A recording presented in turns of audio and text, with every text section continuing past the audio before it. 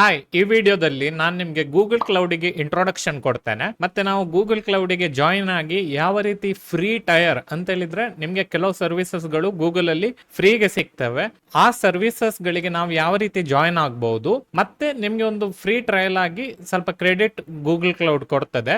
ಆ ಕ್ರೆಡಿಟ್ ಅನ್ನು ಯಾವ ರೀತಿ ಯೂಸ್ ಮಾಡಬಹುದು, ಮತ್ತೆ ಕೆಲವು ಸರ್ವಿಸ್ ಅನ್ನು ಎಕ್ಸ್ಪ್ಲೋರ್ ಮಾಡುವ ಗೂಗಲ್ ಕ್ಲೌಡ್ ಅಲ್ಲಿ. ಒಂದು ವಿಷಯ ನೀವು ಎಂತ ಅನ್ಕೊಳ್ಬೇಕಂತ ಹೇಳಿದ್ರೆ, ಗೂಗಲ್ ಕ್ಲೌಡ್ ಒಂದು ದೊಡ್ಡ ಪ್ಲಾಟ್ಫಾರ್ಮ್, ಅದರಲ್ಲಿ ಹಲವಾರು ಸರ್ವಿಸಸ್ ಗಳಿವೆ. ಆದ್ರೆ ನೀವು ಅದನ್ನ ನೋಡಿ ಹೆದ್ರು ಅಗತ್ಯ ಇಲ್ಲ. ಗೂಗಲ್ ಕ್ಲೌಡ್ ಇದು ಇಂಟರ್ಫೇಸ್ ತುಂಬಾ ಒಳ್ಳೇದಾಗಿದೆ. ಅದರಿಂದ ನಮ್ಗೆ ಯಾವ ರೀತಿ ಅದನ್ನು ಯೂಸ್ ಮಾಡಬಹುದು, ಮತ್ತೆ ಯಾವ ರೀತಿ ನಾವು ಅದನ್ನು ಎಕ್ಸ್ಪ್ಲೋರ್ ಮಾಡಬಹುದು ಅಂತೇಳಿ ನಾನು ಈ ವಿಡಿಯೋದಲ್ಲಿ ನಿಮ್ಗೆ ಸ್ಟೆಪ್ ಬೈ ಸ್ಟೆಪ್ ಕಲಿಸ್ತೇನೆ. ಸೊ ವಿದೌಟ್ ಡಿಲೇ ಡೈರೆಕ್ಟ್ ನಾವು ಹೋಗುವ ಕಂಪ್ಯೂಟರ್ಗೆ ಮತ್ತೆ ಗೂಗಲ್ ಕ್ಲೌಡ್ಗೆ ಜಾಯಿನ್ ಆಗುವ. ಸೊ ಆಬ್ವಿಯಸ್ಲಿ ನಾವು ಗೂಗಲ್ ಕ್ಲೌಡಿಗೆ ಹೋಗ್ತಿದ್ದೇವೆ, ಅದಕ್ಕೆ ನಾವು ಗೂಗಲ್ಗೆ ಹೋಗ್ಬೇಕು. ಸೊ ಫಸ್ಟ್ ಗೆ ನೀವು ಗೂಗಲ್ಗೆ ಹೋದ ನಂತರ ಇಲ್ಲಿ ನೀವು ಜಸ್ಟ್ ಗೂಗಲ್ ಕ್ಲೌಡ್ ಅಂತೇಳಿ ಒಂದು ಟೈಪ್ ಮಾಡಿದ ತಕ್ಷಣ ನಿಮ್ಗೆ ಫಸ್ಟ್ ಗೆ ಬರ್ತದೆ ಗೂಗಲ್ ಕ್ಲೌಡ್ ಕಂಪ್ಯೂಟಿಂಗ್ ಸರ್ವಿಸಸ್. ನಿಮ್ಗೆ ಎಂತ ಬೇರೆ ಅಡ್ವರ್ಟೈಸ್ಮೆಂಟ್ ಬಂದ್ರೆ ಅದಕ್ಕೆ ಕ್ಲಿಕ್ ಮಾಡಬೇಡಿ. cloud.google.com ಅಂತೇಳಿರುವ ಡೊಮೈನ್ ಇದು. ಸೊ ಇದಕ್ಕೆ ಕ್ಲಿಕ್ ಕೊಟ್ಟ ತಕ್ಷಣ ಗೂಗಲ್ ಕ್ಲೌಡ್ ಪೇಜ್ ಗೆ ಹೋಗ್ತೇವೆ. ಈ ಪೇಜ್ ಚೇಂಜ್ ಆಗ್ತಾ ಇರ್ತದೆ, ಬಟ್ ನಾವು ಇಲ್ಲಿ ಫಸ್ಟ್ ಗೆ ಗೆಟ್ ಸ್ಟಾರ್ಟೆಡ್ ಫಾರ್ ಫ್ರೀಗೆ ಕ್ಲಿಕ್ ಕೊಡಿ. ಸೊ ಹೀಗೆ ಕ್ಲಿಕ್ ಕೊಟ್ಟ ತಕ್ಷಣ ನಾವು ಇಲ್ಲಿ ಈ ಪೇಜ್ಗೆ ಬರ್ತೇವೆ. ನೆಕ್ಸ್ಟ್ ಇಲ್ಲಿ ಬಂದ ತಕ್ಷಣ ಇಲ್ಲಿ ಕರೆಕ್ಟ್ ಆಗಿ ಅವ್ರು ಹೇಳ್ತಿದ್ದಾರೆ $300 ಕ್ರೆಡಿಟ್ ಸಿಗ್ತದೆ. ಮತ್ತೆ ಈ ಕ್ರೆಡಿಟ್ ಅನ್ನು ನಾವು 90 ಡೇಸ್ ಯೂಸ್ ಮಾಡಬಹುದು. 90 ಡೇಸ್ ಇನಫ್ ಟೈಮ್ ನಿಮ್ಗೆ ಯೂಸ್ ಮಾಡ್ಲಿಕ್ಕೆ ಮತ್ತೆ ಕಲಿಲಿಕ್ಕೆ ಯಾವ ರೀತಿ ಗೂಗಲ್ ಕ್ಲೌಡ್ ಅಲ್ಲಿ ವರ್ಕ್ ಮಾಡಬಹುದು ಅಂತ. ಸೊ ಅದರಿಂದ ನಿಮ್ಗೆ ಎಂತ ಚಾರ್ಜಸ್ ಎಂತ ಆಗುದಿಲ್ಲ. ಸೊ ಹಾಗಿದ್ರೆ ನಾವು ಪ್ರೊಸೀಡ್ ಮಾಡುವ. So what best describes the need of your organisation. ನಾನು ಜಸ್ಟ್ ಸ್ಮಾಲ್ ಕಂಪನಿ ಅಂತೇಳಿ ಹಾಕ್ತೇನೆ. ಅಡಿಷನಲ್ ಡೀಟೇಲ್ ನಿಮ್ಗೆ ಬೇಕಿದ್ರೆ ಹಾಕಿ $100 ಎಕ್ಸ್ಟ್ರಾ ಕ್ರೆಡಿಟ್ ಸಿಗಬಹುದು. ಟರ್ಮ್ಸ್ ಆಫ್ ಸರ್ವಿಸ್ ಅನ್ನು ಕ್ಲಿಕ್ ಕೊಡಿ. ನೆಕ್ಸ್ಟ್ ಕಂಟಿನ್ಯೂ ಅಂತೇಳಿ ಕೊಟ್ರೆ ಪೇಮೆಂಟ್ ಡೀಟೇಲ್ ಅನ್ನು ಕೇಳ್ತದೆ. ಅದು ಈ ಪೇಮೆಂಟ್ ಡೀಟೇಲ್ ಅನ್ನು ನೀವು ಎಂಟರ್ ಮಾಡಬಹುದು. ನಿಮ್ಮ ಹತ್ರ ವೀಸಾ ಅಥವಾ ಮಾಸ್ಟರ್ ಕಾರ್ಡ್ ಇದ್ರೆ ಅದನ್ನ ಎಂಟರ್ ಮಾಡಬಹುದು, ಅಥವಾ ನಿಮ್ಮ ಫ್ಯಾಮಿಲಿ ಅವ್ರ ಹತ್ರ ಸೆಕೆಯಲ್ಲಿ ಎಂಟರ್ ಮಾಡಬಹುದು. ಸೊ ಒಂದ್ಸರಿ ನೀವು ಎಂಟರ್ ಮಾಡಿದ ನಂತರ ನಿಮ್ಗೆ ಅಂತ ಅವ್ರು ಚಾರ್ಜ್ ಹಾಕುದಿಲ್ಲ ಅಂತೇಳಿ ಹೇಳಿದ್ದಾರೆ. ಸೊ ಅದರಿಂದ ನೀವು ಎಂತ ಎದುರು ಅಗತ್ಯ ಇಲ್ಲ. ಮತ್ತೆ ನಾವು ಎಂತ ಸರ್ವಿಸಸ್ ಗಳನ್ನ ಇಲ್ಲಿ ಕ್ರಿಯೇಟ್ ಮಾಡ್ತೇವೆ ಅದನ್ನ ನಾವು ಕ್ಯಾನ್ಸಲ್ ಮಾಡ್ತೇವೆ. ಸೊ ನಾನೀಗ ನನ್ನ ಕಾರ್ಡ್ ಇನ್ಫಾರ್ಮೇಶನ್ ಎಂಟರ್ ಮಾಡ್ತೇನೆ. ನೀವು ಸಹ ನಿಮ್ಮ ಕಾರ್ಡ್ ಇನ್ಫಾರ್ಮೇಶನ್ ಎಂಟರ್ ಮಾಡಿ ಮತ್ತೆ ನಾವು ಸಿಗೋಣ.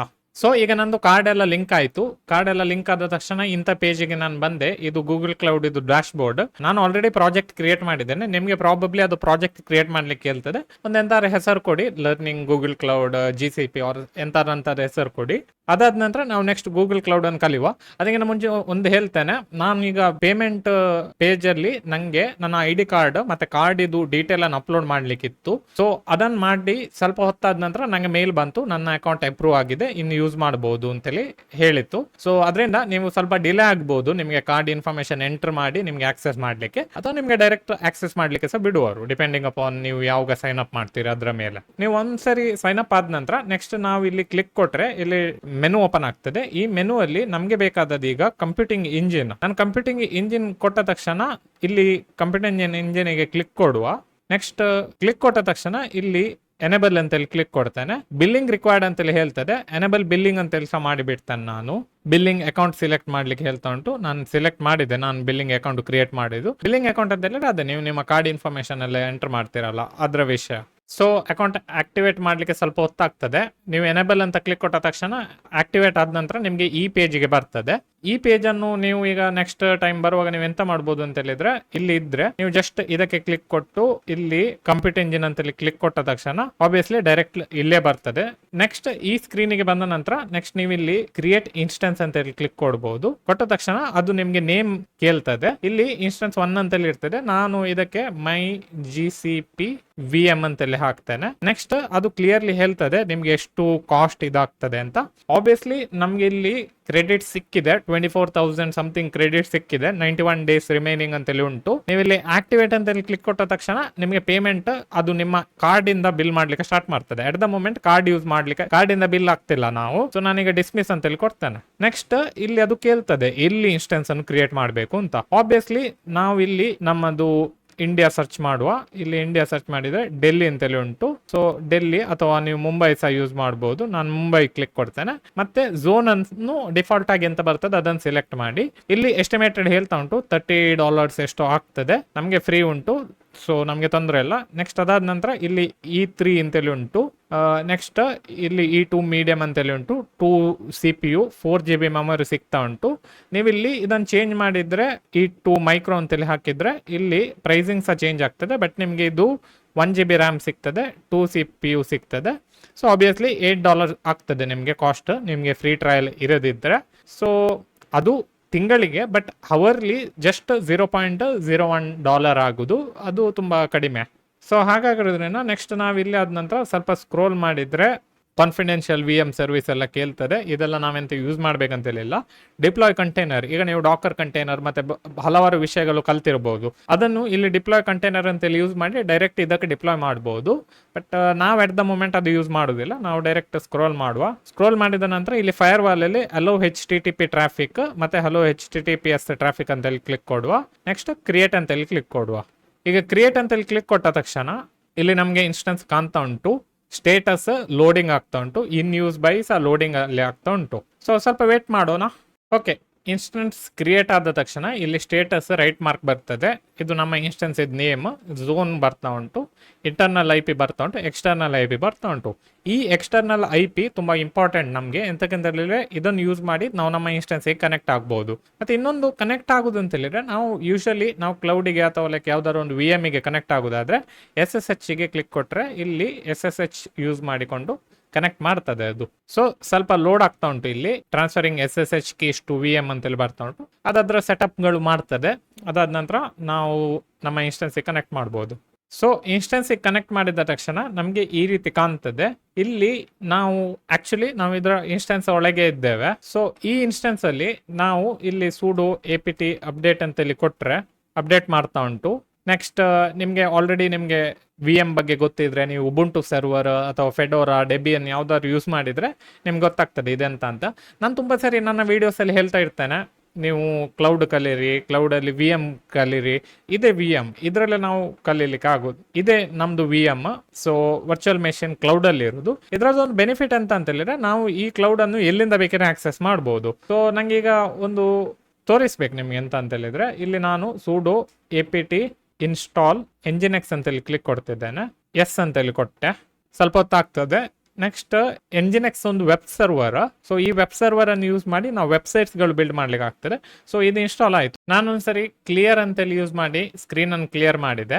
ನೆಕ್ಸ್ಟ್ ನೀವೀಗ IP ಅನ್ನು ಯೂಸ್ ಮಾಡಬಹುದು. ಇಲ್ಲಿ ಜಸ್ಟ್ ನಾನು ಕಾಪಿ ಅಂತೇಳಿ ಮಾಡಿ ಇಲ್ಲಿ ಡೈರೆಕ್ಟ್ ಇನ್ನೊಂದು ಇದಕ್ಕೆ ಹೋಗಿ ಕ್ಲಿಕ್ ಕೊಟ್ಟು ಎಂಟರ್ ಕೊಟ್ರೆ ವೆಲ್ಕಮ್ ಟು Nginx ಅಂತೇಳಿ ಬಂತು. ಇದರ ಅರ್ಥ ಎಂತ ಅಂತ ಹೇಳಿದ್ರೆ, ನಮ್ಮ ಈ IP ಅನ್ನು ಯೂಸ್ ಮಾಡಿ ನಾವು ವರ್ಲ್ಡಿನ ಯಾವುದೇ ಕಂಪ್ಯೂಟರ್ ಅಲ್ಲಿ ಹೋಗಿ ಇದನ್ನು ಟೈಪ್ ಮಾಡಿದ್ರೆ ಬ್ರೌಸರ್ ಅಲ್ಲಿ ಇಮಿಡಿಯೇಟ್ ನಮಗೆ ವೆಲ್ಕಮ್ ಟು Nginx ಅಂತೇಳಿ ಬರ್ತದೆ. ಸೊ ನಾವೀಗ ಫಸ್ಟಿಗೆ ಇದನ್ನು ಈ ಪೇಜ್ ಅನ್ನು ಚೇಂಜ್ ಮಾಡ್ಲಿಕ್ಕೆ ಟ್ರೈ ಮಾಡುವ. ಸೊ ನಾವು ಯಾವ ರೀತಿ ಚೇಂಜ್ ಮಾಡ್ಬೋದು, cd/var/www.html ಅಂತೇಳಿ ಈ ಪೇಜಿಗೆ ಹೋದ್ರೆ ls ಅಂತೇಳಿ ಮಾಡಿದ್ರೆ ಆಲ್ರೆಡಿ index.nginx.debian.html ಅಂತೇಳಿ ಉಂಟು. ಅದು ಈ ಪೇಜ್. ಸೊ ನಂಗೆ ಈಗ ಅದನ್ನು ಡಿಲೀಟ್ ಮಾಡ್ಬೋದು. ಸೊ ಡಿಲೀಟ್ ಹೇಗೆ ಮಾಡ್ಬೋದು ಅಂದರೆ rm index.html ಅಂತೇಳಿ ಕೊಡ್ಬೋದು, y ಅಂತೇಳಿ ಕೊಡ್ಬೋದು. ಬಟ್ ಪರ್ಮಿಷನ್ ಕೇಳ್ತಾ ಉಂಟು, ಅಂದರೆ sudo rm index.html. So remove ಆಯಿತು. ನೆಕ್ಸ್ಟ್ ನಾನು ವಾಪಸ್ sudo nano index.html ಅಂತೇಳಿ ಎಂಟರ್ ಮಾಡಿದರೆ ನನಗೆ ಒಂದು ಎಡಿಟರ್ ಸಿಗ್ತದೆ. ಇದು ಒಂದು ನ್ಯಾನೋ ಎಡಿಟರ್. ನಮಗೆ VM ಅಲ್ಲಿ ಯಾವಾಗಲೂ SSH ಯೂಸ್ ಮಾಡಿ ಕನೆಕ್ಟ್ ಆದರೆ ನಾವು ನ್ಯಾನೋ ಎಡಿಟರ್ ಅನ್ನು ಯೂಸ್ ಮಾಡ್ಬೋದು. ಸೊ ನೆಕ್ಸ್ಟ್ ನಾನು ಇಲ್ಲಿ ಒಂದು ಜಸ್ಟ್ ಒಂದು H1 ಟ್ಯಾಗ್ ಹಾಕ್ಕೊಂಡು /H1 I am Manjunath Shenoy ಅಂತೇಳಿ ಹಾಕ್ತಾನೆ.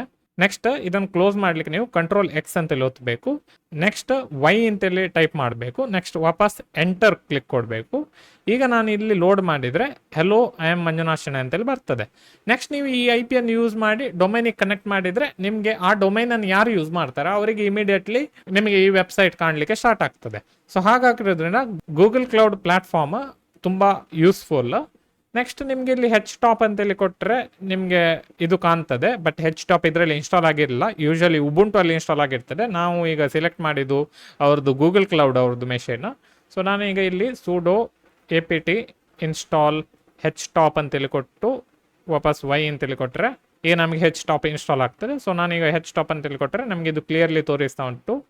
1 GB ರ್ಯಾಮ್ ಅಂದರೆ 976 MB ಅಂತೇಳಿ ತೋರಿಸ್ತಾ ಉಂಟು, ಅಂದರೆ ಮೆಮೊರಿ. ನೆಕ್ಸ್ಟ್ ಬೇರೆ ಬೇರೆ ಸರ್ವಿಸಸ್ಗಳು ಇಲ್ಲಿ ರನ್ ಆಗ್ತಾ ಉಂಟು, ಅದರ ವಿಷಯ ಸಹ ತೋರಿಸ್ತಾ ಉಂಟು. ಪ್ರೊಸೆಸರ್ 2 ಉಂಟು.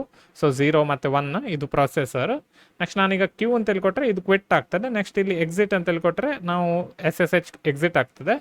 ಮತ್ತೆ ಇನ್ನೊಂದು ಅಂತ ಹೇಳಿದ್ರೆ, ನಾವು ಇಲ್ಲಿ VM ಅಲ್ಲಿ ಕ್ರಿಯೇಟ್ ಇನ್ಸ್ಟೆನ್ಸ್ ಅಂತೇಳಿ ಕೊಡುವಾಗ ಇಲ್ಲಿ ಒಂದು ಆಪ್ಷನ್ ಇತ್ತು, ಇಲ್ಲಿ ಬೂಟ್ ಡಿಸ್ಕ್ ಅಂತೇಳಿ ಇತ್ತು. ಇಲ್ಲಿ ನಾನು ಚೇಂಜ್ ಅಂತೇಳಿ ಕ್ಲಿಕ್ ಕೊಟ್ಟು ಡೆಬಿಯನ್ ಬದಲು ನಾನಿಲ್ಲಿ ಬೇರೆ ಆಪರೇಟಿಂಗ್ ಸಿಸ್ಟಮ್ಸ ಸೆಲೆಕ್ಟ್ ಮಾಡ್ಬೋದಿತ್ತು. ಅಟ್ ದ ಮೂಮೆಂಟ್ ನನಗೆ ನಾವು ಫಸ್ಟಿಗೆ ಟ್ರೈ ಮಾಡುವಾಗ ನಂಗೆ ಗೊತ್ತಾಗಲಿಲ್ಲ.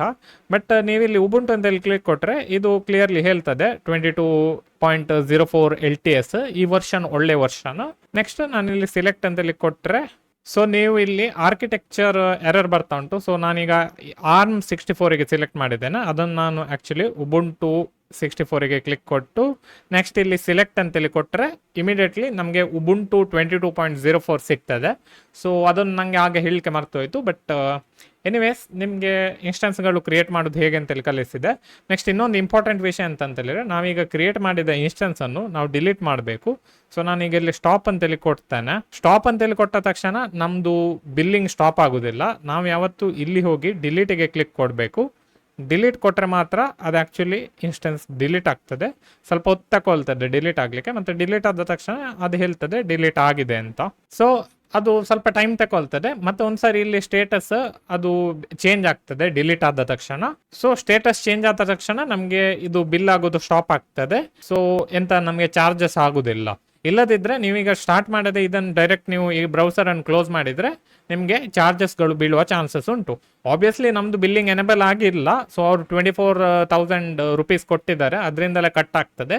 ಬಟ್ ಒಂದ್ಸರಿ ಸ್ಟಾಪ್ ಆದ ತಕ್ಷಣ ಈ ರೀತಿ ಕಾಣ್ತದೆ, ಎಲ್ಲ ಇನ್ಸ್ಟೆನ್ಸ್ಗಳು ಕ್ಲೋಸ್ ಆಗಿರ್ತದೆ. ನೆಕ್ಸ್ಟ್ ನಾವು ಹೊಸದು ಕ್ರಿಯೇಟ್ ಮಾಡಬೇಕಿದ್ರೆ ವಾಪಸ್ ಇಲ್ಲಿ ಕ್ಲಿಕ್ ಕೊಟ್ಟರೆ ಹೊಸದು ಕ್ರಿಯೇಟ್ ಮಾಡ್ಲಿಕ್ಕೆ ಆಗ್ತದೆ. ಸೊ ಇದು ಗೂಗಲ್ ಕ್ಲೌಡ್ ಇದು ನಿಮಗೆ ಇಂಟ್ರೊಡಕ್ಷನ್. ನಿಮಗೆ ಇಂಥ ಬೇರೆ ಸರ್ವಿಸಸ್ಗಳು ಸಹ ಅವೈಲೇಬಲ್ ಇದೆ ಗೂಗಲ್ ಕ್ಲೌಡಲ್ಲಿ. ಬೇರೆ ಸರ್ವಿಸಸ್ಗಳು ಯಾವ್ದು ನಿಮಗೆ ಎಕ್ಸ್ಪ್ಲೋರ್ ಮಾಡಬೇಕು ಅಂತೇಳಿ ಹೇಳಿದ್ರೆ ನಾನು ಅದರ ಬಗ್ಗೆ ವಿಡಿಯೋ ಮಾಡಲಿಕ್ಕೆ ಟ್ರೈ ಮಾಡ್ತೇನೆ. ನೆಕ್ಸ್ಟ್ ಸಬ್ಸ್ಕ್ರೈಬ್ ಮಾಡಲಿಕ್ಕೆ ಮರಿಬೇಡಿ. ಈ ರೀತಿ ಹಲವಾರು ವಿಡಿಯೋಸ್ಗಳು ಅಪ್ಲೋಡ್ ಮಾಡ್ತೇನೆ ನಾನು. ನೆಕ್ಸ್ಟ್ ವಿಡಿಯೋದಲ್ಲಿ ಸಿಗೋಣ. ಬಾಯ್.